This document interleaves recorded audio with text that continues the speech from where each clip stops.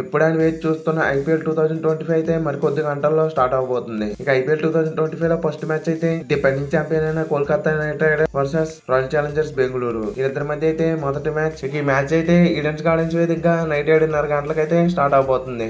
ఇది first match అయినప్పటికీ ఈ మ్యాచ్ అయితే మాత్రం రసవంతరంగా సాగే అవకాశం ఎక్కువగా ఉండొచ్చు. మళ్ళీ రెండు టీములు కూడా ఫస్ట్ మ్యాచ్ లో బోని కొట్టాలనే చూస్తారు. కోల్కతా చూసుకుంటే వాళ్ళ సొంత గ్రౌండ్ పై ఫస్ట్ మ్యాచ్ ఎలాగైనా గెలిచి ఆరంభం మంచిగా స్టార్ట్ చేయాలని చూస్తుంది. ఇక పక్క ఆర్సీబీ చూసుకున్నా కూడాను సేమ్ స్ట్రాటజీతోనే వెళ్తారు. అలాగైనా ఫస్ట్ మ్యాచ్ లో గెలిచి మంచి బోని కొట్టాలనే చూస్తారు. వీళ్ళిద్దరి మధ్య అటాక్ స్టాట్స్ విషయానికి వచ్చామంటే ఇప్పటి వరకు 34 మ్యాచ్లు అయితే జరిగాయి. ఇందులో కోల్కతా టీం చూసుకుంటే 20 మ్యాచ్లు అయితే గెలవగలిగింది. ఆర్సీబీ టీం చూసుకుంటే 14 మ్యాచ్లు మాత్రమే గెలిచింది. ఆర్సీబీ టీం మీద అయితే కోల్కతా టీం కి విజయ్ అయితే కనబడుతుంది. లాస్ట్ 5 మ్యాచెస్ లో చూసుకుంటే ఆర్సీబీ టీం ఒక్క మ్యాచ్ లో మాత్రమే గెలవగలిగింది. అదే కోల్కతా టీం చూసుకుంటే 4 మ్యాచెస్ లో అయితే గెలిచింది. ఇదైతే మాత్రం వీళ్ళిద్దరి మధ్య మేజర్ డిఫరెన్స్ అయితే చెప్పాలి. ఇక ముందు చెప్పుకున్నట్టే ఈ మ్యాచ్ అయితే మాత్రం ఈడెన్స్ గార్డెన్స్ వేదికగా నైట్ 7:30 గంటలకైతే స్టార్ట్ అవబోతుంది. ఇక్కడ పిచ్ రిపోర్ట్ విషయానికి వచ్చామంటే ఇది ఒక స్పిన్ ఫ్రెండ్లీ వికెట్. బ్యాటింగ్ అయితే మాత్రం బాగా అనుకూలిస్తుంది. కాస్త కోస్తో స్పిన్నర్స్ కి అయితే మాత్రం మంచి హెల్ప్ లభిస్తుంది. ఐపీఎస్ బ్యాటింగ్ ఫ్రెండ్లీ వికెట్ కూడా అని చెప్పాలి. ఇదైతే మాత్రం బ్యాట్స్మెన్స్ బాగా రాణిస్తే మాత్రం బ్యాటింగ్ కి చాలా బాగుంటుంది. ఏదో స్పిన్నర్స్ ఏమాత్రం బాగా కంట్రోల్ చేయగలిగితే స్పిన్ ఫ్రెండ్లీ వికెట్ గా మారిపోతుంది. గ్రౌండ్ స్టాట్స్ విషయానికి వచ్చామంటే ఇప్పటి వరకు 93 మ్యాచ్లు అయితే జరిగాయి. ఫస్ట్ బ్యాటింగ్ చేసిన టీం 38 మ్యాచ్లు అయితే గెలిచింది. చేసింగ్ చేసిన టీం 55 మ్యాచ్లు అయితే గెలవగలిగింది. ఇక ఫస్ట్ ఇన్నింగ్స్ యావరేజ్ స్కోర్ 162 గా ఉంది. స్టాట్స్ బెట్ చూసుకుంటే టాస్ అనేది చాలా ఇంపార్టెంట్. మళ్ళీ టాస్ గెలిచిన కెప్టెన్ అయితే మాత్రం మూసుకొని ఫీల్డింగ్ అయితే తీసుకుంటారు. ఇది one of the reason you factor అనేది చెప్పాలి. దీంతో పాటు స్టాట్స్ కూడా చేసింగ్ కే బాగా అనుకూలంగా ఉన్నాయి. ఇది కూడా ఒక కారణం. ఇద్దరులో ఏ కెప్టెన్ టాస్ గెలిచినా ఫస్ట్ ఫీల్డింగ్ అయితే తీసుకుంటారు. ఇక టీమ్స్ విషయానికి వచ్చామంటే కోల్కతా టీం అయితే మాత్రం 2024 లో కప్పు గెలుచుకొని ఇయర్ లో అయితే మాత్రం డిఫెండింగ్ ఛాంపియన్ గా బయటలో దిగుతున్నారు. వీళ్ళ దగ్గర అయితే మాత్రం టీమ్ లో చాలా మార్పులు జరిగినప్పటికీ వీళ్ళ దగ్గర అయితే మాత్రం చాలా మంచి టీం అయితే బిల్డ్ చేయగలిగారు. వీళ్ళ దగ్గర అయితే మాత్రం అతి పెద్ద మైనస్ పాయింట్ లాస్ట్ ఇయర్ ఉన్న కెప్టెన్ అయితే లేడు. వీళ్ళకైతే మాత్రం 2025 ఐపీఎల్ కోసం అయితే ఒక కొత్త కెప్టెన్ ని కోల్కతా టీం అయితే అపాయింట్ చేసింది. అజింక్య రహానే కెప్టెన్సీ కోల్కతా టీం కి ఎలా ఉపయోగపడుతుంది అనేది వేచి చూడాల్సి ఉంటుంది. మెయిన్లీ అజింక్య రహానేకి ఐపీఎల్ యాజ్ ఎ కెప్టెన్ గా మంచి రికార్డ్స్ అయితే లేవు.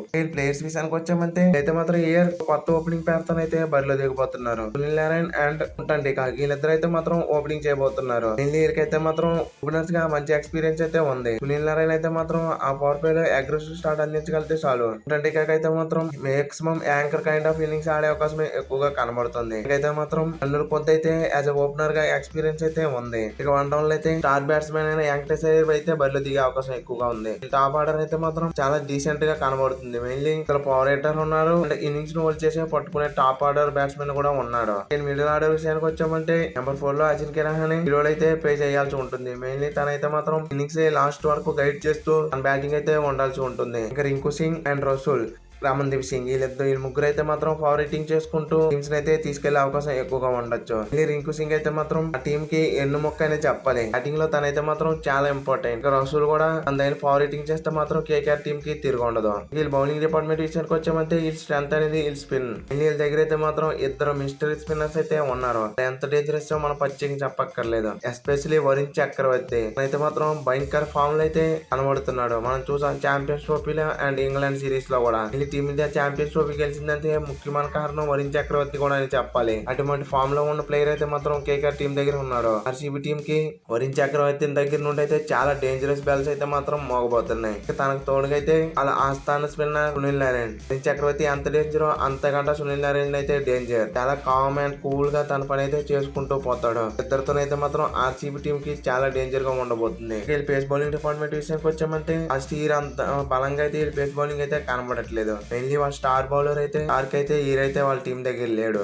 డీసెంట్ గా అయితే కనబడుతుంది. Harshit Rana and Russell Anrich నోకియా ఇటువంటి ఫాస్ట్ బౌలర్స్ అయితే వీళ్ళ దగ్గర అయితే కనబడుతున్నారు. మెయిన్లీ ఫాస్ట్ బౌలింగ్ లో భారం అంతా మాత్రం హర్షిత్ రాణా మీద పడే అవకాశం ఎక్కువగా ఉంటుంది. అయితే మాత్రం కేకేఆర్ పేస్ బౌలింగ్ డిపార్ట్మెంట్ భారాన్ని మొత్తం మోయాల్సి ఉంటుంది. తనకు తోడుగా రసూల్ అండ్ ఆండ్రిక్ నోకియా మంచిగా సపోర్ట్ చేస్తే వీళ్ళ బౌలింగ్ పేస్ బౌలింగ్ డిపార్ట్మెంట్ కూడా కొంచెంగా తిరిగి ఉండదనే చెప్పాలి. వీళ్ళు ఫస్ట్ మ్యాచ్ కోసం ప్రాబుల్ ప్లేయింగ్ 11 విషయానికి వచ్చామంటే ఓపెనర్స్ గా సునీల్ నారాయణ్ అండ్ ఇంపార్టెంట్. ఇక వన్ డౌన్ లో వెంకటేష్ అయ్యర్, నెంబర్ 4 లో వాళ్ళ కెప్టెన్ అజింక్య రహానే, నెంబర్ 5 లో రింకు సింగ్, నెంబర్ 6 లో ఆండ్రూ రసూల్, నెంబర్ 7 లో రమన్దీప్ సింగ్, నెంబర్ 8 లో హర్షిత్ రాణా, నెంబర్ 9 లో ఆండ్రిక్ నోకియా ఆర్ పెన్సన్ జాన్సన్, నెంబర్ 10 లో వరుణ్ చక్రవర్తి, నెంబర్ 11 లో వైభవ్ ఆరా ఆర్ మరీన్ మార్కండే. ఇంపాక్ట్ ప్లేయర్ గా అయితే రఘువంశీ బరిలో దిగే అవకాశం కనబడుతుంది. ఇదైతే మాత్రం కేకేఆర్ ప్రాబబుల్ ప్లేయింగ్ 11 లో చూసుకుంటే ముగ్గురు స్పిన్నర్స్ అయితే ఉండే అవకాశం ఎక్కువగా కనబడుతుంది. కోల్కతా పిచ్ అనేది స్పిన్నర్స్ కి బాగా అనుకూలిస్తుంది కాబట్టి దీన్ని బట్టి అయితే మాత్రం కేకేఆర్ టీం ముగ్గురు స్పిన్నర్స్ తో బరిలో దిగే అవకాశం ఎక్కువగా ఉండొచ్చు. ఈ పేస్ బౌలర్స్ అయితే మాత్రం ఆల్ రౌండర్స్ తో కలిపి 4 పేస్ బౌలింగ్ ఆప్షన్స్ అయితే కనబడుతున్నాయి. ఓవరాల్ గా అయితే కేకేఆర్ ప్లేయింగ్ 11 లో 7 బౌలింగ్ ఆప్షన్స్ అయితే ఉన్నాయి. Mainly Ajinkya Rahane captaincy KKR team కి ఎలా చేయబోతుంది అనేది వేచి చూడాల్సి ఉంటుంది. తన బౌలర్స్ ని ఎలా రొటేట్ చేస్తాడు అనేది జస్ట్ క్వశ్చన్ మార్క్. తనకైతే మాత్రం చాలా ఎక్స్పీరియన్స్ అయితే ఉంది. తన ఎక్స్పీరియన్స్ అంతా యూజ్ చేసి కేకేఆర్ టీం కి ఫస్ట్ మ్యాచ్ లో బౌలింగ్ కొడతాడా లేదని చూడాల్సి ఉంటుంది. ఇక ఆర్సీబీ టీమ్స్ విషయానికి వచ్చామంటే ఐపీఎల్ 2025 కోసం అయితే మాత్రం ఆర్సీబీ టీం దగ్గర అయితే మాత్రం మంచి స్క్వాడ్ అయితే ఉంది. వీళ్ళ దగ్గర అయితే మాత్రం ప్లేయింగ్ 11 కూడా చాలా బాగా ఉండబోతుంది. మెయిన్లీ లాస్ట్ ఇయర్ లా కాకుండా ఆర్సీబీ టీం దగ్గర అయితే మాత్రం ఇయర్ మంచి ప్లేయింగ్ 11 తోనైతే బరిలో దిగబోతున్నారు. ఫస్ట్ ఆఫ్ ఆల్ వీరికైతే మాత్రం ఇయర్ నుండి ఒక కొత్త కెప్టెన్ అయితే ఆర్సీబీ టీం ని లీడ్ చేయబోతున్నాడు. మెయిన్లీ ఆర్సీబీ టీం ని పడిదారు ఎలా లీడ్ చేస్తాడనేది కూడా చూడాల్సి ఉంటుంది. వాళ్ళ దగ్గర అయితే మాత్రం విరాట్ కోహ్లీ లాంటి ఎక్స్పీరియన్స్ ప్లేయర్ అయితే ఉన్నాడు. మన దగ్గర అయితే మాత్రం పడిదారు చాలా దగ్గర గైడ్ చేయాల్సి ఉంటుంది. ఈ టీం కి అయితే మాత్రం ఓపెనర్స్ గా Virat Kohli and Phil Salt ఇద్దరైతే మాత్రం మాక్సిమం బరిలో దిగే అవకాశం ఎక్కువగా ఉంటుంది. మెయిన్లీ ఇద్దరి దగ్గర అయితే మాత్రం అగ్రెసివ్ బ్యాండ్ ఆఫ్ క్రికెట్ ఆడితే ఒకరైతే మాత్రం యాంకర్ కైండ్ ఆఫ్ ఇన్నింగ్స్ ఆడుతూ ఉంటారు. మెయిన్లీ ఈ టిప్ కూడా కావాల్సింది విరాట్ కోహ్లీకి యాంకర్ కైండ్ ఆఫ్ ఇన్నింగ్స్ ఆడే అబిలిటీ. తన దగ్గర నుండి అగ్రెసివ్ బ్రాండ్ ఆఫ్ క్రికెట్ ఆడాల్సిన అవసరం అయితే ఆర్సీబీ టీం కి లేదు. ఇక వన్ డౌన్ లో అయితే వాళ్ళ స్టార్ బ్యాట్స్మెన్ రజిత్ పడిదార్ అయితే బరిలో దిగుతాడు. వీళ్ళ దగ్గర అయితే మాత్రం టాప్ ఆర్డర్ బ్యాటింగ్ లైనప్ అయితే మాత్రం చాలా సాలిడ్ గా కనబడుతుంది. షాల్ట్ అండ్ రజిత్ పడిదార్ వీళ్ళిద్దరైతే మాత్రం పవర్ హిట్టింగ్ చేస్తూ మీద అయితే మాత్రం రన్ సాధిస్తూ ఉంటాడు. విరాట్ కోహ్లీ అయితే మాత్రం ఇన్నింగ్స్ రోల్ చేసి పట్టుకుంటే సరిపోతుంది. మిడిల్ ఆర్డర్ విషయానికి వచ్చామంటే M Livingstone, Jitesh Sharma, Tim David and Krunal Pandya వీళ్ళ నలుగురు అయితే మాత్రం చాలా సాలిడ్ గా మిడిల్ ఆర్డర్ లో అయితే ఆర్సీబీ టీం కి పిల్లర్స్ లాగా అయితే ఉండబోతున్నారు. ఎం లివింగ్స్టన్ చూసుకుంటే బాల్ 1 నుండే పవర్ హిట్టింగ్ చేస్తూ ఉంటాడు. అలాగే తన నెంబర్ 4 లో వచ్చినప్పుడు తన స్టాట్స్ అయితే చాలా బాగున్నాయి. ఇక జితేష్ శర్మ కూడా చాలా మంచి బ్యాట్స్మెన్. టిమ్ డేవిడ్ గురించి అయితే ప్రత్యేకంగా చెప్పక్కర్లేదు. ఆ డెత్ లో వచ్చి కావాల్సిన ఫినిషింగ్ అయితే అందిస్తూ ఉంటాడు. ఇక కృణాల్ పాండ్యా అయితే రోల్ కు తగ్గట్టు తనైతే బ్యాటింగ్ చేస్తూ ఉంటాడు. దగ్గర ఉన్న అతి పెద్ద మైనస్ పాయింట్ నెంబర్ 6 వరకు వీళ్ళ దగ్గర అయితే మాత్రం లెఫ్ట్ హ్యాండ్ బ్యాట్స్మెన్ అయితే లేడు. సాలిడ్ లెఫ్ట్ హ్యాండ్ ఆర్దోడాక్ బౌలింగ్ వేసిన బౌలర్ తగిలాడంటే మాత్రం బ్యాటింగ్ లైన్ కొలాప్స్ జరిగే అవకాశం ఎక్కువగా ఉంటుంది. కృణాల్ పాండ్యా అయితే మాత్రం మిడిల్ లో నెంబర్ 5 లో లేదా నెంబర్ 4 లో అయితే ఆడించే అవకాశం కనబడుతుంది. వీళ్ళు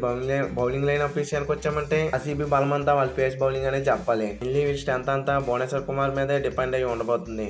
లో భువనేశ్వర్ కుమార్ ఎంత డేంజరస్ బౌలర్ మనం ప్రత్యేకంగా చెప్పక్కర్లేదు. ఇక తనకు తోడుగా స్థాయిలో కూడా పవర్ ప్లే లో ఎటువంటి బౌలింగ్ చేసాడో లాస్ట్ ఇయర్ చూసాం. వీళ్ళ దగ్గర అయితే లెఫ్ట్ రైట్ కాంబినేషన్ అయితే పవర్ ప్లే లో బౌలింగ్ చేసేటందుకు కనబడుతుంది. ఇక్కడ డెత్ అయితే మాత్రం హేజిల్వుడ్ చూసుకోవాల్సి వచ్చింది. వీళ్ళ దగ్గర అంత సాలిడ్ డెత్ బౌలర్ లేనప్పటికీ డెత్ బౌలింగ్ డిపార్ట్మెంట్ భారం అంతా హేజిల్వుడ్ మోయాల్సి ఉంటుంది. హేజిల్వుడ్ దగ్గర అయితే మాత్రం అంత డెత్ బౌలర్ అయితే కాదు. తనైతే మాత్రం మిడిల్ లో బాగా బౌలింగ్ చేసే క్యాపబిలిటీ ఉన్న బౌలర్. వీళ్ళ దగ్గర అయితే మాత్రం రషీద్ సలాం లాంటి మరో డెత్ బౌలింగ్ ఆప్షన్ అయితే కనబడుతుంది. కానీ తనకు ప్లేయింగ్ లెవెల్ లో చోటు దొరుకుతుందా లేదా అనేది ఒక క్వశ్చన్ మార్క్. అయితే మాత్రం ప్లేయింగ్ లెవెల్ లో చూసుకుంటే తనకైతే మాత్రం డెత్ బౌలింగ్ లో వేసిన ఎక్స్పీరియన్స్ అయితే కొద్దిగా కనబడుతుంది. ఇక స్పిన్ డిపార్ట్మెంట్ విషయానికి వచ్చామంటే కేకేఆర్ తో కంపేర్ చేస్తే అంత ఇన్ఎక్స్పీరియన్స్ స్పిన్ డిపార్ట్మెంట్ అనే చెప్పాలి. వీళ్ళకైతే మాత్రం మెయిన్ స్పిన్నర్ గా శ్రేయస్ శర్మ అయితే ఉండబోతున్నాడు. శ్రేయస్ శర్మ చూసుకుంటే గతంలో అయితే కేకేఆర్ టీం కి ఆడున్నాడు. ఇదైతే మాత్రం ఆర్సీబీ టీం కి కలిసి రాబోతుంది. మెయిన్లీ కేకేఆర్ బ్యాట్స్మెన్స్ కి ఎలా బౌలింగ్ చేయాలో శ్రేయస్ శర్మకి ఒక ఐడియా అయితే ఉంటుంది. ఇక తనకు తోడుగా కృణాల్ పాండ్యా అయితే మాత్రం స్పిన్ బౌలింగ్ లో హెల్ప్ చేయబోతున్నాడు. కృణాల్ పాండ్యా అయితే మాత్రం స్పిన్ బౌలింగ్ లో బాగానే బౌలింగ్ చేస్తూ ఉంటాడు. వీళ్ళిద్దరు తోడుగా అయితే పార్ట్ టైమ్ గా లియామ్ లివింగ్స్టన్ లాంటి బౌలర్ అయితే కనబడుతున్నాడు. ఓవరాల్ గా ఆర్సీబీ ప్రాబబుల్ ప్లేయింగ్ 11 అయితే ఇలా ఉండే అవకాశం ఎక్కువగా ఉంటుంది. ఓపెనర్స్ గా Virat Kohli and Phil Salt, one down లో రజిత్ పడిదార్, నెంబర్ 4 లో లియామ్ లివింగ్స్టన్, నెంబర్ 5 లో జితేష్ శర్మ, నెంబర్ 6 లో టిమ్ డేవిడ్, నెంబర్ 7 లో కృణాల్ పాండ్యా, నెంబర్ 8 లో భువనేశ్వర్ కుమార్, నెంబర్ 9 లో రషీద్ సలాం, నెంబర్ 10 లో జాస్ హేజిల్వుడ్, నెంబర్ 11 లో యశ్ దయాల్. ఇంపాక్ట్ ప్లేయర్ గా అయితే శ్రేయస్ శర్మ. ఇది ఓవరాల్ ఆర్సీబీ ప్లేయింగ్ 11. ప్లేయింగ్ 11 లో చూసుకుంటే ఆర్సీబీ టీం దగ్గర అయితే 4 ఫాస్ట్ బౌలింగ్ ఆప్షన్స్ అయితే కనబడుతున్నాయి. ఇక్కడికైతే మాత్రం చాలా మంచి ఎక్స్పీరియన్స్ అయితే ఈ నలుగురులో కనబడుతుంది. Josh Hazlewood and Bhuvneshwar Kumar వీళ్ళిద్దరికైతే మాత్రం మంచి ఎక్స్పీరియన్స్ అయితే ఉంది. మెయిన్లీ భువనేశ్వర్ కుమార్ కి అయితే ఐపీఎల్ లో ఇంత ఎక్స్పీరియన్స్ అయితే లేదు. వీళ్ళు స్పిన్ డిపార్ట్మెంట్ విషయానికి వచ్చామంటే ఇందులో అయితే మాత్రం ఇంపాక్ట్ ప్లేయర్ తో కలిపి 3 స్పిన్ ఆప్షన్స్ అయితే కనబడుతున్నాయి. ఒక రిస్ట్ స్పిన్నర్ అయితే, ఒక లెఫ్ట్ హ్యాండ్ ఆర్థోడాక్ స్పిన్నర్, మరొకరు అయితే మాత్రం 2 కైండ్ ఆఫ్ వేరియేషన్ బౌలింగ్ అయితే చేస్తూ ఉంటారు. ఓవరాల్ గా అయితే వీళ్ళ దగ్గర అయితే మాత్రం 7 బౌలింగ్ లైన్ అప్ ఆప్షన్స్ అయితే ఉన్నాయి. మెయిన్లీ రజిత్ పడిదార్ ఎలా యూజ్ చేస్తాడనేది చూడాల్సి ఉంటుంది. ఫస్ట్ టైం ఐపీఎల్ లో క్యాప్టెన్సీ చేయబోతున్నాడు. తన ప్రెజర్ ఎలా హ్యాండిల్ చేస్తూ తన క్యాప్టెన్సీ ఉండబోతుంది అనేది ఆర్సీబీ టీమ్ కి ఫ్యూచర్ డిసైడ్ అవుట్ ఉండబోతుంది. ఓవరాల్ గా అయితే ఈ మ్యాచ్ లో 2 టీమ్స్ ఒకేలా కనబడుతున్నాయి. ఆన్ ది పేపర్ చూసుకున్నా, ఫామ్ వైస్ చూసుకున్నా కూడాను. అది 2 టీంలు కూడా ఒక టీం బిగ్ గా ఉంది, ఒక టీం మాత్రమే బలంగా ఉంది అని క్వశ్చన్ మార్క్ లేవు. 2 టీంలు సాలిడ్ గా అయితే కనబడుతున్నాయి. కేకేఆర్ టీమ్ లో కూడా వీక్నెస్ ఉన్నాయి, ఆర్సీబీ టీమ్ లో కూడా వీక్నెస్ ఉన్నాయి. ఈ మ్యాచ్ లో మీరు ఎవరు గెలుస్తుంది అనుకుంటుంటారో కింద కామెంట్ చేయండి. Thank you for watching. Have a nice day friends. Videos కోసం మన ఛానల్